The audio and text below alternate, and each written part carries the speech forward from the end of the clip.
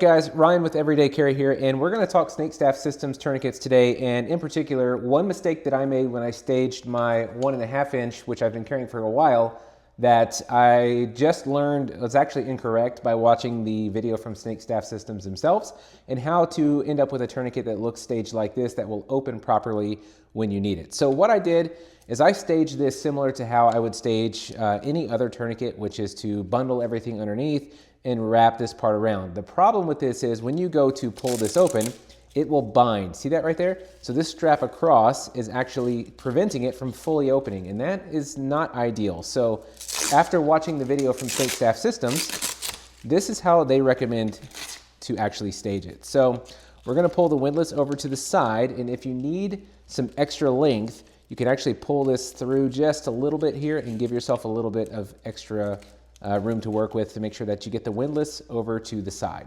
Then you're going to pull the strap down so that the end of this strap, when seated, is about at the end of your windlass there. So I'm going to pull it back a little bit more, even a little bit more, something about like that. So not a whole lot of extra grabbing on here, okay?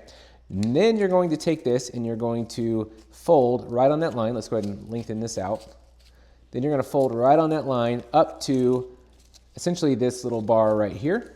Now this has been staged the opposite way for quite a while, so it's fighting me here wanting to add some new bends into it, but we'll get there. So we're going to do that, and then we're going to turn it right back around, go down again. Once again, straightening this out as we go. Like I said, it has the memory from having been staged incorrectly for probably close to 6 months now, and then back up again.